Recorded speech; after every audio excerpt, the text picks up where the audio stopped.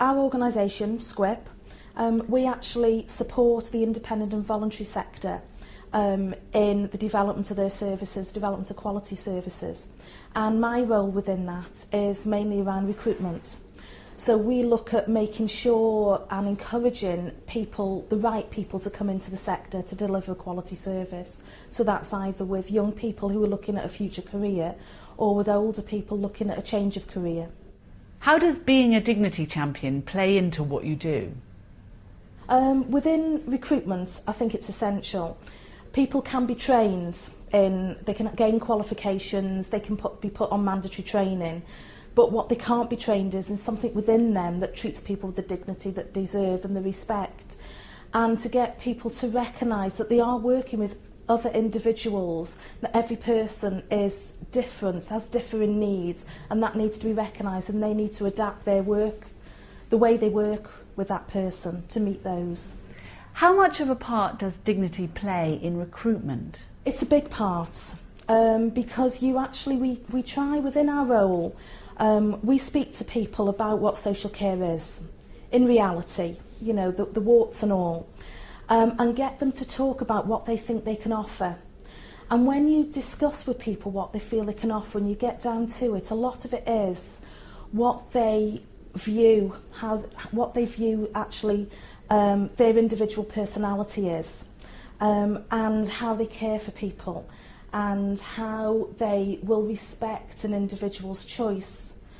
And that's massive, really. You've got people who've maybe worked in pot banks. I come from Staffordshire, so a lot of the previous industry they've worked at pot banks have been on a factory line, and they think they've got nothing to offer until you start to speak to them as an individual, and then you get them to realise that actually they've cared before, they understand how they should treat people, and that makes them a good worker. So that's one of the main strengths that people need to come into the sector.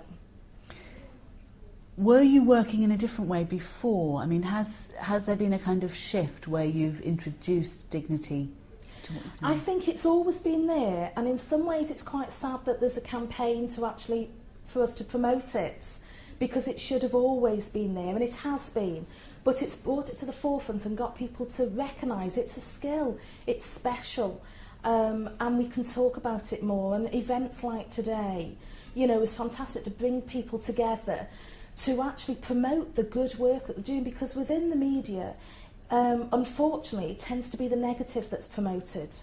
And with events like this and with a campaign like the Dignity Campaign, it's actually getting some of the positives out into the general public and into the media to say, look, this is what we do, and it's good. Can you share any examples of stories that illustrate what difference dignity has made to your organisation? I think certainly within my role, within the recruitment side, we have a scheme called Care Ambassadors. And care ambassadors are people who either work or use the services. And we go into schools, we go into colleges, we go into pre-employment groups and talk about the types of job roles, the types of training that will be undertaken. And what we've done, we did do it before, but we've maybe promoted a bit more now, is people who are actually using the service coming and actually saying what they are expecting for someone to come and work with them. And we've been able to use some of the information from the Dignity Campaign, and we've certainly started using, you know, Amanda Waring's here today, and I spoke about the DVD that she's got, and to be using a tool like that to get them to look behind that elderly person sat in the corner, to actually remember that that's a person. And I mean, I suppose one thing we talked about, we did a recent event at a job centre. And a man came there, he'd been unemployed for a couple of years, he hadn't worked in the sector before, and we had the information about the Dignity Campaign on the desk with us. And we started talking about what type of job roles and that he was interested in. And we talked about dignity, and I mentioned about signing up to be a Dignity Champion. And he came back with something, and he said, he talked about how he may have problems with dealing with the personal aspects, the personal care aspects of working in social care. So we went through the normal remit of, yes, it's very awkward at first, and you know, but it is something that's getting used to. Not every job has that. And he turned around and said to me, well, actually, it's not that I'm bothered about. He said, I'm not bothered about bodily fluids because I actually used to be an embalmer.